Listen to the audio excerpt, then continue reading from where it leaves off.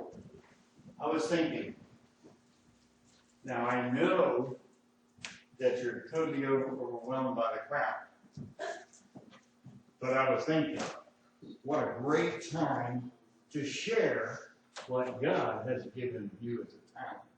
Whether it's to sing, play the piano, dance a little bit. Yes, when we go to Africa, in our first hour and a half, maybe 2 hours, they have what they call the gospel dancers. They have kids, young people, who get sometimes they're all dressed alike, sometimes not. And they're doing this to music. Now, I was raised, you don't dance. In dear old Red Line High, it was part of gym class when I was a 16-year-old. And part of the gym class was they taught you to dance. And my mom and dad wrote a letter to the school that my kids will not be allowed to take part in that worldly event. They will not dance. And then I go halfway around the world, and I see the faces on those kids, and they're excited to dance for the Lord. Now that don't mean you don't have to get up here and dance a jig, but hey, whatever talent or ability you have, please see John. And if you're too embarrassed to talk to John, see me. And we could get something arranged. Maybe we would get Danny Dinwiddie, that's what he told me his name was. Danny Dinwiddie to play the harp. What? The harp or Dinwiddie? Which is forgot. Well, when I think about what we have, how far we have come as Christ Chapel in 25 years, knowing that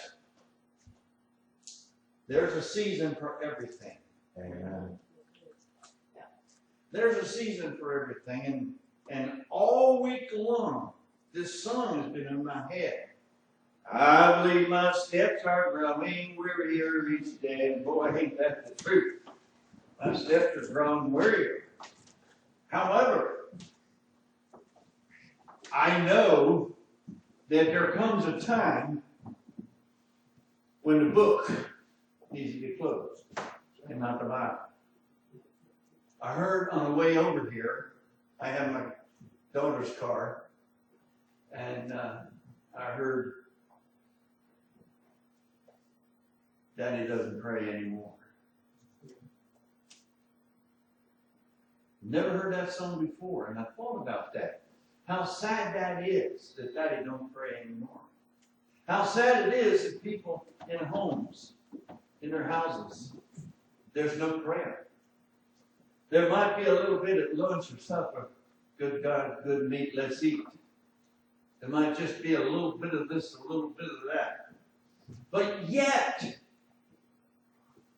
when it comes a time when the day's over for you, meaning there's an accident, whatever happens, then they want a whole lot of prayers.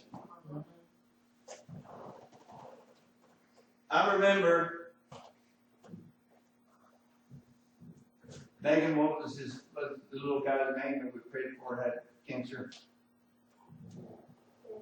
Maybe Landon. I get pictures in the Facebook of Landon. He's playing soccer. And when he was diagnosed with brain cancer, most everybody thought, including myself, that's it, he's done. But boy, he's up and he's a he's all boy.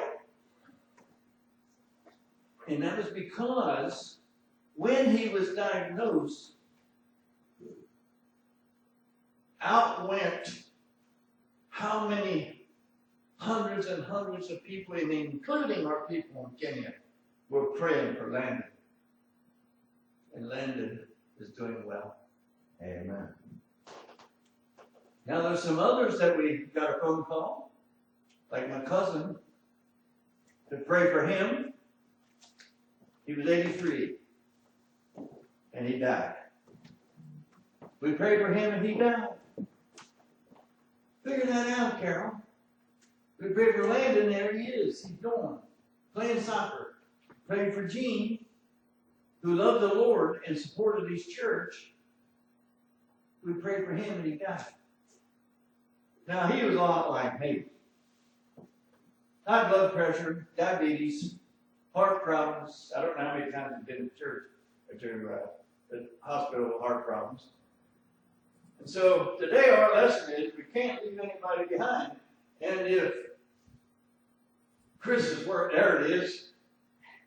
What's going on there? Turn that light on. I'm going to shut that door back there. There's two doors. People, children. Yeah. Now that was probably we're in 19. That was probably in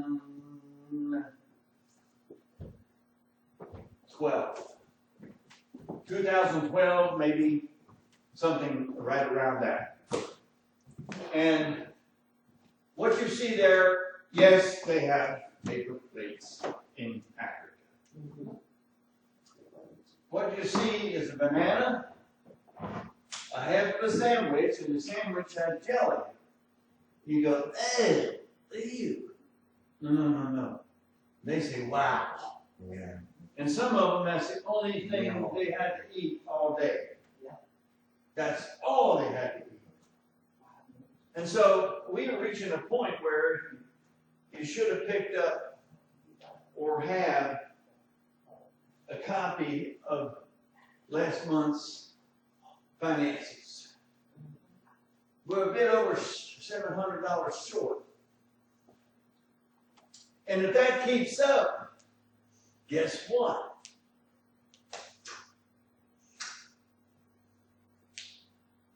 You know, the good enough sound language, figure that one out? Towards a lot. And which one of these you want to leave behind? Your bulletin today is a picture of a group of people at the top. Suppose you were responsible for all these people. Where Megan worked, she was responsible for 4 or 5 people, 6 people? 9. No, okay, 9 people. Now there's some of them you'd like to give the boot, maybe. But which one would you leave behind? Which one? If you had a choice, well, I'd leave her behind because all she does weed and, well, there's nothing wrong with weed. God wouldn't have made it if there'd be something wrong with it. But let's leave her behind because, well, she's been a person of not such good moral characters. I mean, after all, she went clean across the country working as a lot lizard to get to where she wanted to go. Does somebody know what I mean by lot lizard? Unfortunately. A lady of ill repute. So we leave her behind. Definitely leave her behind. Right? We leave them behind because of how bad they were. But then everything like he's in church every time the door's open. Every time the door's open, he's in church. There's some people in church every time the door's open, they're headed straight to hell. what's that, the second or third thing I have on the list on the right-hand side of your bulletin?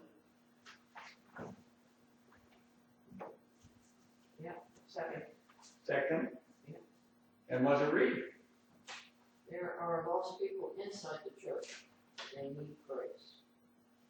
Okay, here we are. There's Tanner in Kidney helping this little girl, and right behind is Robert. I had nothing to do with that other than my name's Robert, and they want him to be Robert. Robert is helping them, telling her in Swahili what they want them to do, want her to do. And you say, well, everybody knows how to eat. You'd be surprised the amount of them that have never had a fork or a knife or a spoon in their hand. Amen. They don't have it to eat with their fingers. My first trip to Kenya in 1996, when I pulled up to a table and got the preachers at the church and a couple of deacons, and we went to Midland, which we didn't get there, Megan, so the next time we'll get there. And they have roasted chicken and Diet Coke. So it can't be too bad, got Diet Coke. That means I could eat Mendoza. Mendoza's like, Carol, it's not on the list of the diabetic. It's kind of like a false knot. But anyhow, we sat down to this restaurant, the biggest here. There's nice tables and chairs. And Daniel Lamaya and his wife and kids and every one of my pastors, our pastors there, started eating with their fingers. There's a knife and a fork on the table aside of the restaurant. We'll leave that behind. Because they eat with their fingers. Who do you want to leave behind? That was in 95. In 95? You remember that? Yes. So I believe my step is running where you're at today. When we look at these pictures, tell me, nobody's telling me who we're going to should be leave behind. Well, we cannot continue to operate at a $700 deficit. Amen? Amen. Where we at here, Bob? Luke 15. In just a minute, Barry's going to read for you. That's the lectors and sinners were all gathered around to hear Jesus. The Pharisees and the teachers were all muttered, "This man welcomes sinner and eats with them." Then Jesus told them this parable. Suppose one of you has 100 sheep and loses one of them. Does he leave the 99 in the open country and go after the lost sheep until he finds it? And when he finds it, he joyfully puts it on his shoulders and goes home. And he calls his friends and neighbors together and says, "Rejoice with me, I have found my lost sheep." I tell you that in the same way there will be more rejoicing in heaven over one sinner who repents than over 99 righteous persons who do not need to repent. Or suppose a woman has 10 silver coins and loses one. Does she light a lamp, sweep the house, and search carefully until she finds it? And when she finds it, she calls her friends and neighbors together and says, "Rejoice with me, I have found my lost coin." In the same way, I tell you, there is rejoicing in the presence of the angels of God over one sinner who repents.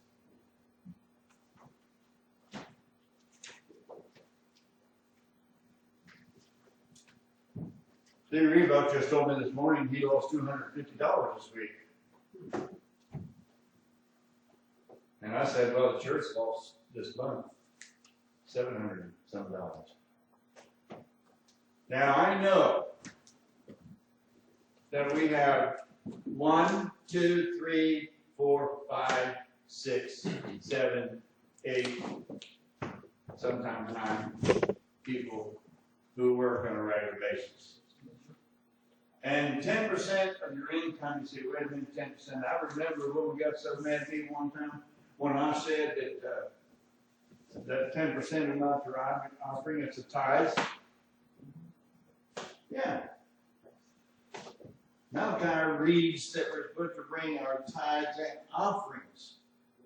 So anything over and above your 10% of your income, well, is this before taxes or after taxes? Well, you have to figure that out yourself.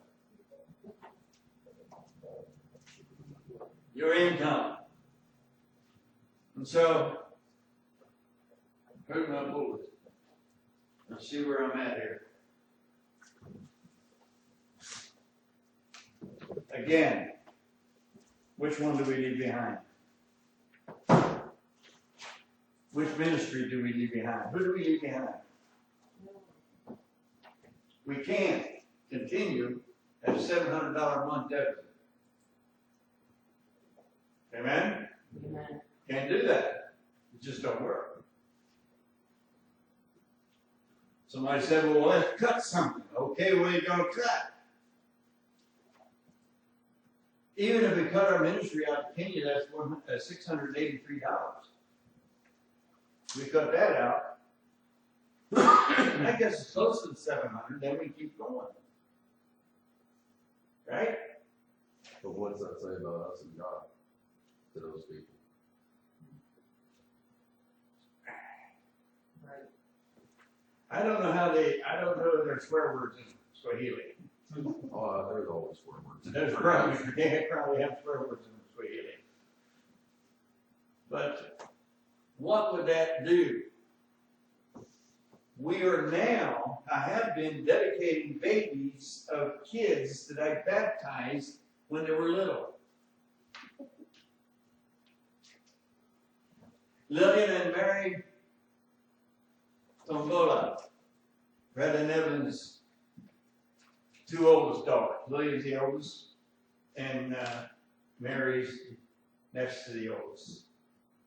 Mary is 21, and Lillian just turned 23.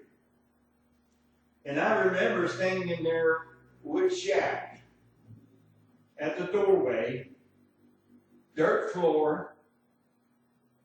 It was terrible.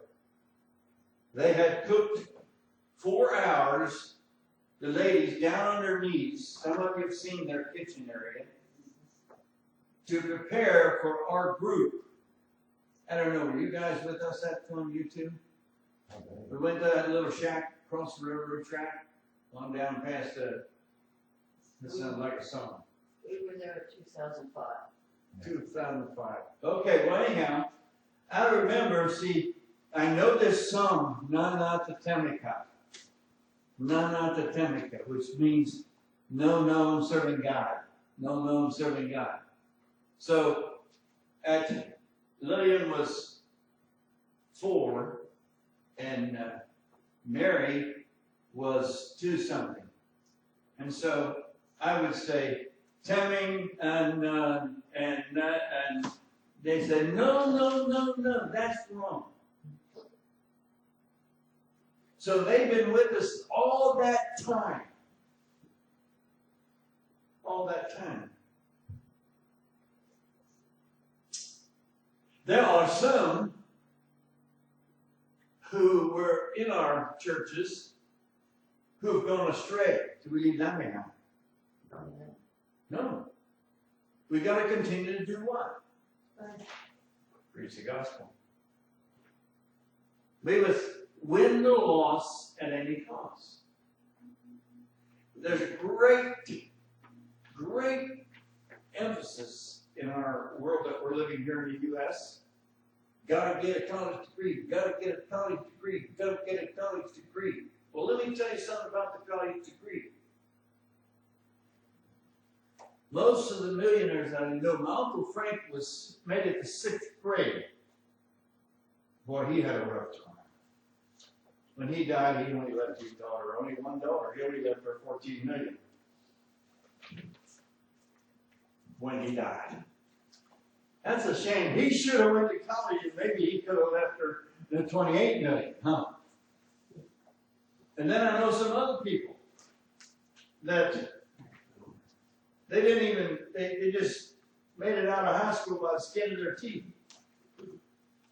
They're gazillionaires. Yes, Brian? Grant was talking about that this week. Who? Grant Miller, Oh, Shorty's son. oh, okay. So, He's the youngest one on the job site. if you don't learn a trade, you don't go to college, or you don't learn a trade, you could become one of them people in the streets of San Francisco. Well, at least don't get cold there. Yeah. Got some nice tents, some of them have nice tents, and some of them have some nice sleeping bags. I saw that. And my other were panning, I saw some of them with Jordache or Jordan or Jordine or whoever with the swish and stuff like that. Fancy stuff. Well, anyhow, it doesn't matter. We still need to win the loss. Amen. When Jesus said, the man had 900, he had 100 sheep, and one got lost.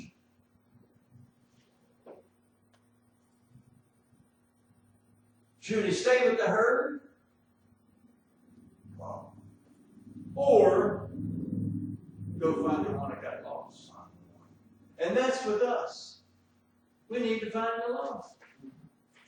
And I was thinking when John was singing, I'm thinking that sure there's got to be somebody in our small group who could sing a song, read a poem, do something to when it's time to help John out. And when it's time, he could preach for me. That'd be interesting to see who's got whatever. Well, then, number two, we've already talked about, there's the ones who are lost in the church, and you look around, you see like the Last Supper when Jesus said, somebody in here betrayed me, and there's all the pictures that you'll see that that Leonardo and those guys painted, and it shows the one disciple asking the other disciple, was it me? Was it you? Well, if it's you, you're not going to say, well, it was me. But he said somebody betrayed me. And so the same thing in the church. You say, well, there are lost people in the church. So what do you mean by lost? People who have not accepted Jesus as their personal Savior. Amen. It's been over a year since we baptized 14, 17 people.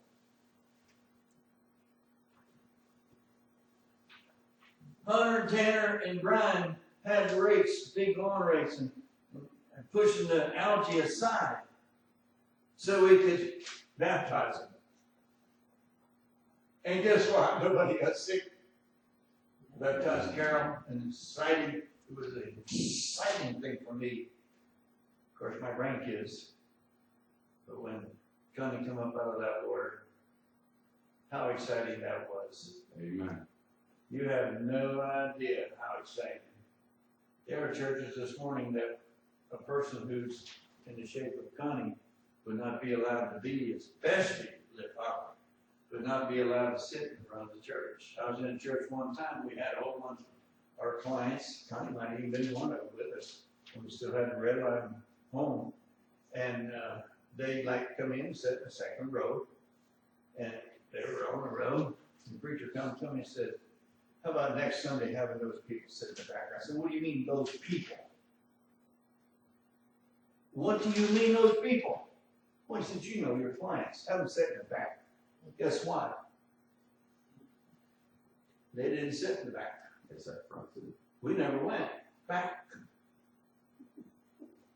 You want us to sit in the back? Let me tell you something. I know the door is in the back. And out the door we went, and we never went back there. Just, how can you do that? Huh? How can you do that? One of these days in resurrection morning, when all the dead in Christ are rise, I'll have a new body. Amen. And then they that are left behind Connie's younger than me, and I'm probably going to check out before she does. And she might be left behind when the Lord comes, and she'll be out here, and she's still able to move around. And bang, just like that, she'll have a new body. Amen. Aren't you excited? I'm excited about it. Yeah, I can see everybody's really excited about it. You must have the heart of God. And the heart of God is just George or Harry, I don't know who the guy was that read it. Just read.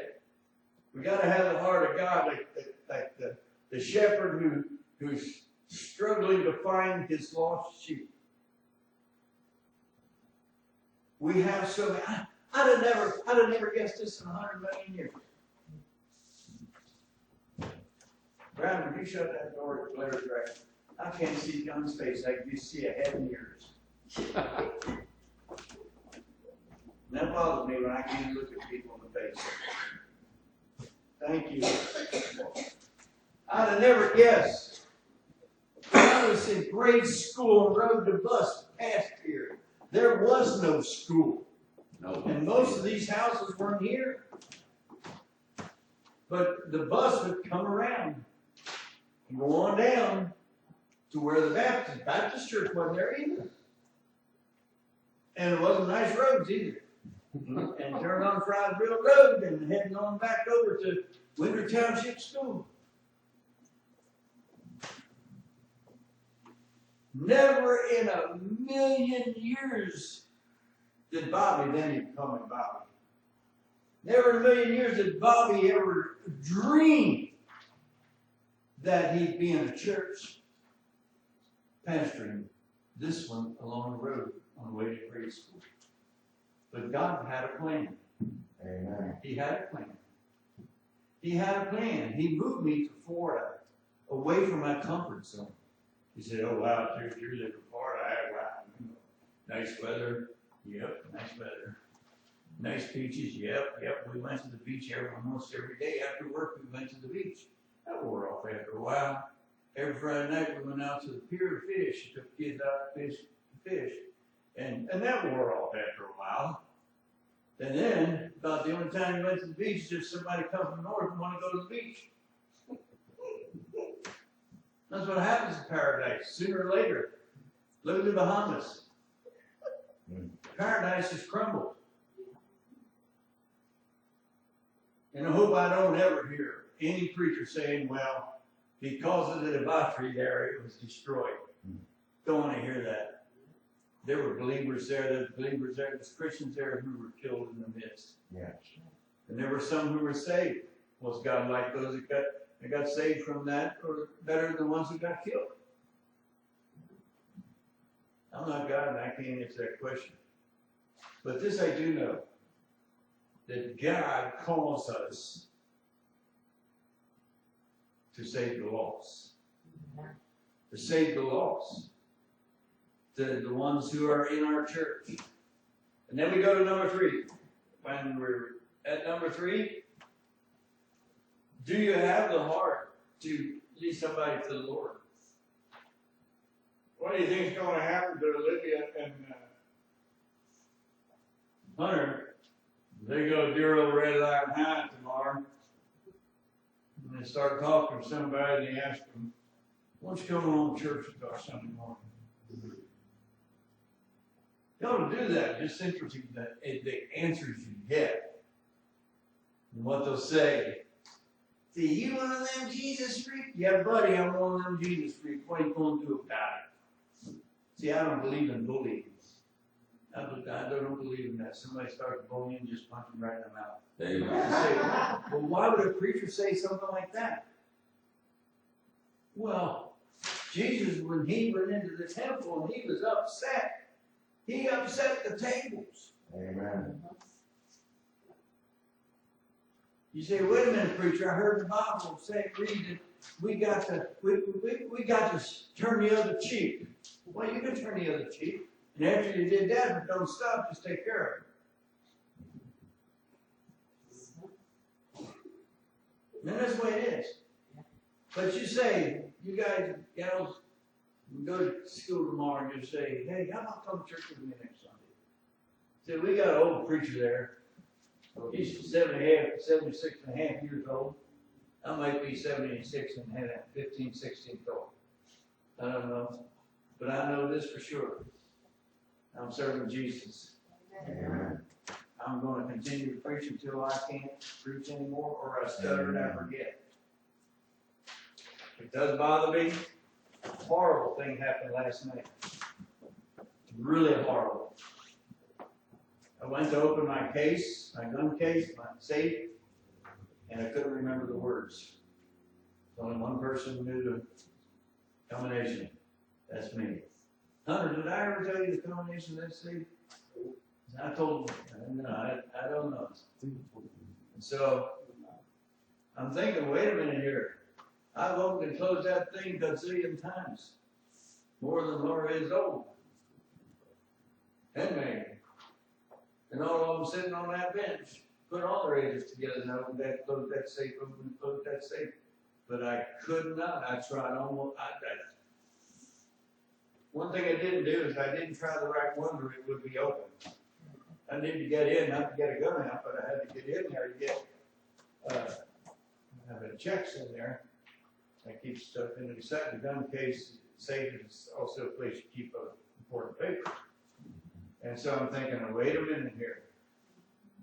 There's something seriously wrong here. And I thought I had it written down somewhere. So the other small case I have, safe I have in another room there, I went and checked it, it was locked. But that one I have written on the side of the jamb of the door in that little room. Yeah, I got that one there. It's 701579.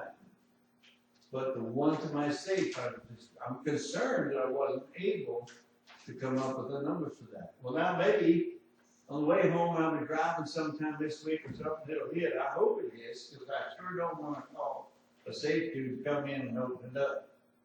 And get somebody from some of those television programs, right, Dave? Where they solve everything in about less than 30 minutes, minus commercials. Somebody come in there and open my safe for me.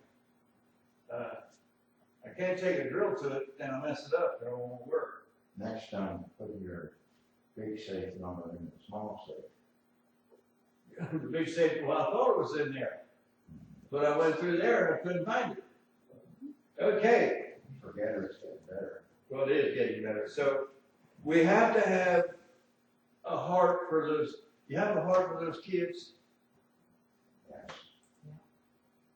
Do you have enough heart for those kids to see, okay, Pastor Bob, you're wanting to go back in November. We'll make sure there's enough money there for you to purchase your ticket. And take some extra money along to feed those kids.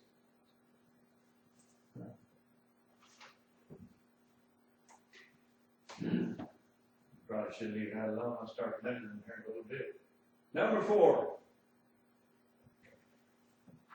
Now, this gets a bit convoluted. We must hear the cry from hell to save their loved ones on this earth.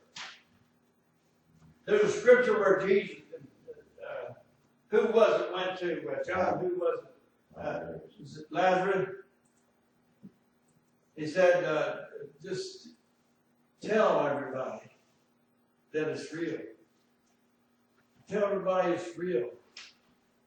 It's just like at Christmas time in that one video with the dwarf, and they're running back and forth, and I think Ray Stevens wrote the song, and the dwarf's running back and forth, going, it's real, it's real, it's real. It is real. And so Lazarus told me, he said, if you could just dip your finger in the water to give me a little something to drink. There are people. I heard this week about a gal who's 18, who's pregnant, and she just loved that man so much, Miss Carol. When they first met, they were sleeping in his car. What kind of a rum-dum would that be? And guess what? She's pregnant. So they were doing more than just sleeping in the car. They were appropriating the species. She's pregnant. They're not married. He beats her. He slaps her around. Oh, And she loves him. I don't think she does meth, but she does other drugs. A little bit of weed won't hurt anybody. A little crack.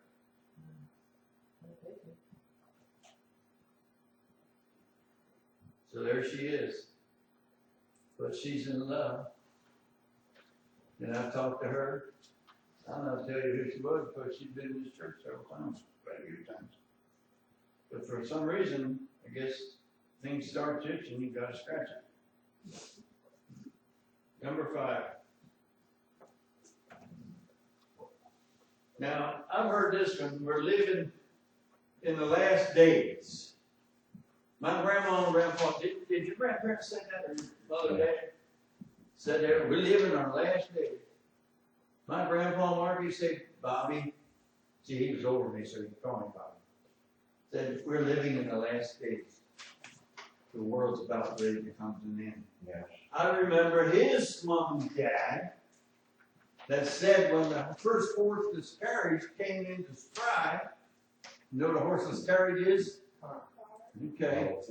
When the first one came into stride, they said, that's it. That's the end of the world. And if they see it now. If my great-grandmother did that now, you see what's going on? Well, there where, corner stables there, little shopping center there, and there's rural farm on one side, Warner trucks and cars on the other side. At that light, used to be a big farm there where Advanced Auto is. And my Uncle Elmer, he was raised there.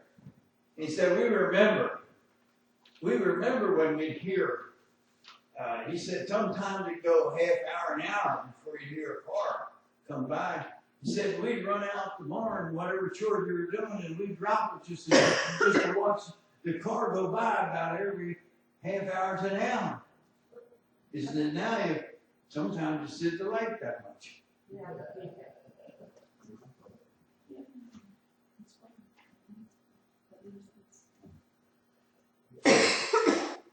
I can say we're living in the last days. I know that I'm living in my last days. That I know. A day is but 1,000 years, and 1,000 years is but a day. There is no time in the Lord. So, if you're in the last days, whatever, what is time? Time don't mean anything in heaven. Okay. There's no time. All right. So we're living in the last days, and we must prepare to meet the Lord. If you don't know the Lord today, you need to make that preparation. You need to make that preparation. You could only have a second to live. You don't know. Yeah, even if you had 2 seconds. It's over, it's all over in time. Was that winter, Assemblies of God there, winter we turned back to Water Street where the preacher was preaching and dropped dead at the pulpit? Yeah.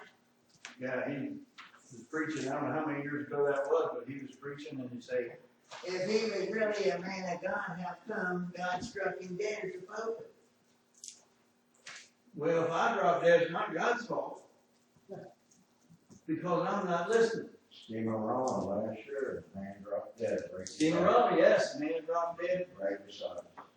Right close, bang. And he was working with the beat people. Right, Lee? Yep. Yes. He said, yeah.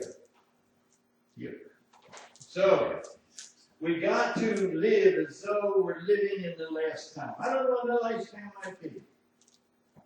Hunter and Olivia and Lauren, they might grow to be 85, 90 years old.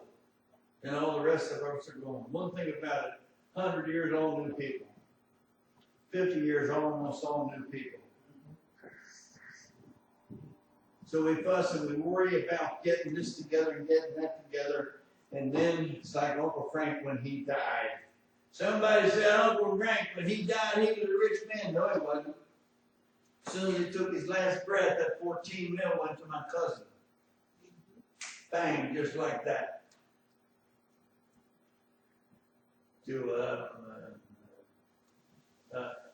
I'm planning. I've got things. I got a different way. You know, not going to be like your uncle. So what are you going to do? Live like Adam? 920-some years old? Not mine. Not Adam. Adam this Larkin either. But Adam, the first Adam. We must be prepared. Number 6, we must bear fruit. Somebody tell me what bearing fruit. Some of it depends on the cologne you wear. It smells like they're bearing fruit. Or flowers. When the bees come and want to sting, you don't wonder why. They smell that nectar from the flowers that you wear that's called cologne or perfume. They want to come and get a little bit of that. Yes. Bearing fruit to pass the word. Bearing fruit, pass the word. You're bearing a cup. Be a witness. Be a witness. Because every time you pass the word, show somebody your witness, you could save them and not even know it. Right. You could lead them to the Lord. But I tell you, this is not brag. Please don't go away from here and say and Pastor Bob bragging. They don't have a whole lot to brag about. Other than I've had a great life. I had this guy working for me in Clinton, Iowa. And when we had a conversation in my office. And I said, heaven or hell, it's your choice, man. 20-some years later, we went back and visited in Iowa. And here he was in church. He was a deacon. He was one of the spiritual leaders of the church. He sang in the choir. I think it's Dick Witt all the time. Dick Witt. It wasn't Dick, it was somebody else. But anyhow, Eddie accepted Jesus. He said, so we got talking a little bit after church, and he says, you know, it was that book you gave me. And I'm thinking, please tell me the book. Please tell me the book, because I can't remember the book I gave you. I handed out so many different books and tracts and things.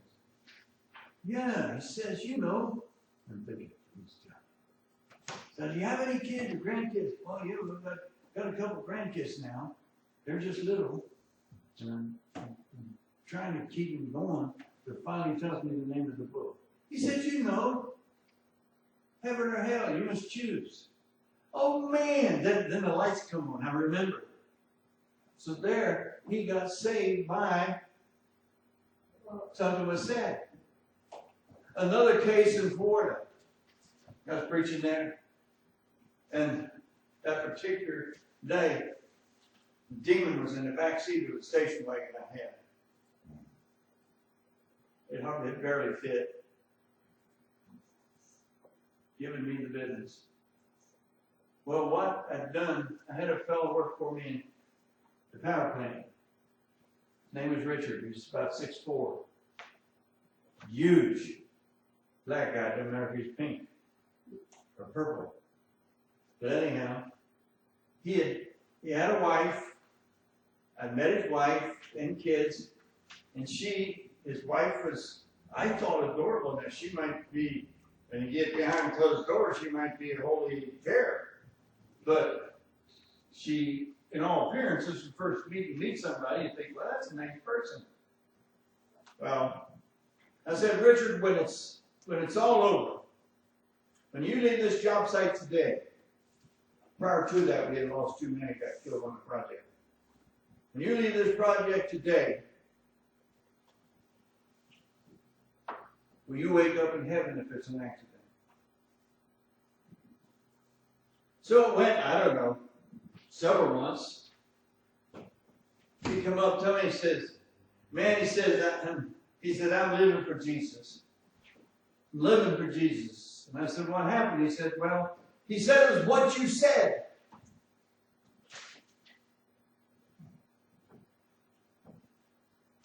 What did I say?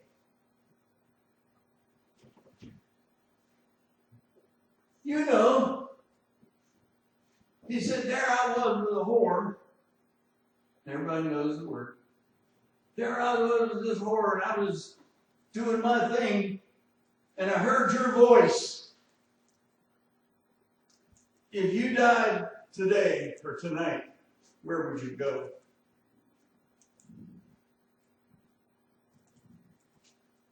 He said, I took her home, went home to my wife, and said, we're going to church Sunday morning. So my wife used to go to church, take kids without me.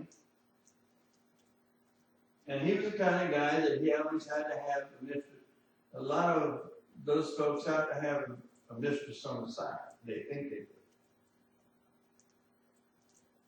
do. He's preaching in Galveston, Texas. Praise the Lord. Isn't that wonderful? Amen. Praise the Lord. So what you said, it was just those couple of words. You don't have to be obnoxious. Well, if you don't turn, you're going to burn. You don't have to be obnoxious. All you have to do is share. Amen. That's all you have to do is share. When you leave this place today or tomorrow, you'll have an opportunity.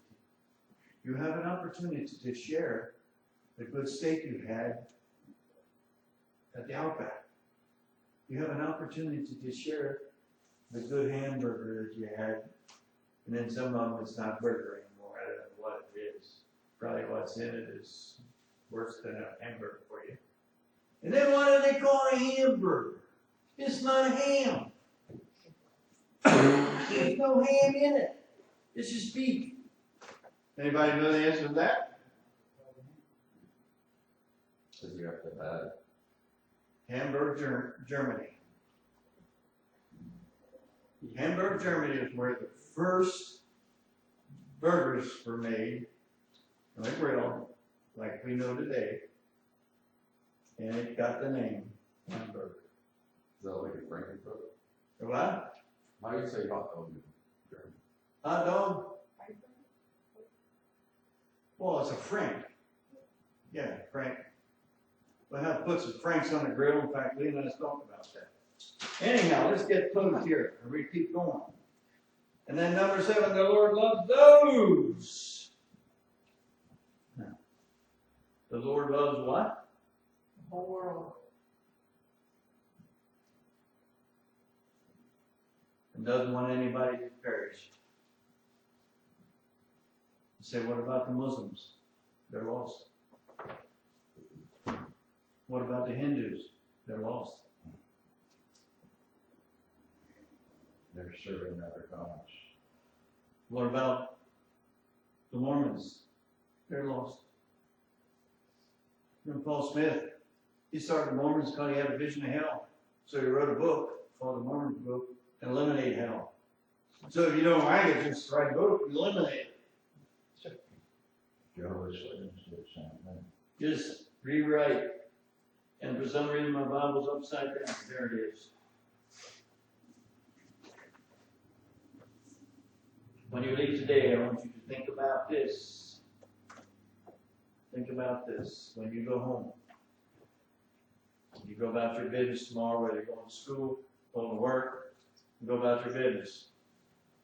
Just remember, which one do you want to leave behind? And I know that you'll see some people that you really don't care for.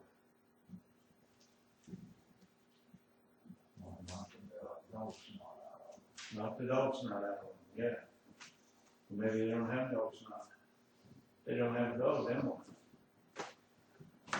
But anyhow, there's people that you really don't care for. And you don't have to like their ways. You don't have to like them because they drive a Dodge or a Hemi. You like it because my grandson. I don't care what he drives. I don't care how long his hair gets. I remember a time when I hammered the boys when their hair started covering Troy when their hair would start getting longer. And I hammered them. I remember the time when I tried to make them in the image of me. And that's wrong. You're still raising kids. Hunter can't be the image of his dad. Amen. He can't be the image of Megan. Olivia can't be the image of her dad.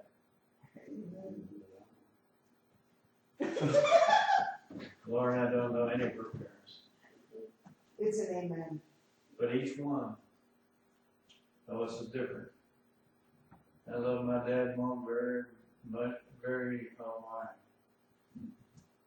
They taught me what I know today. And I know this. You never saw my dad's truck without a Bible on the dash. Day in and day out. What a time it would be. Let's stand, please.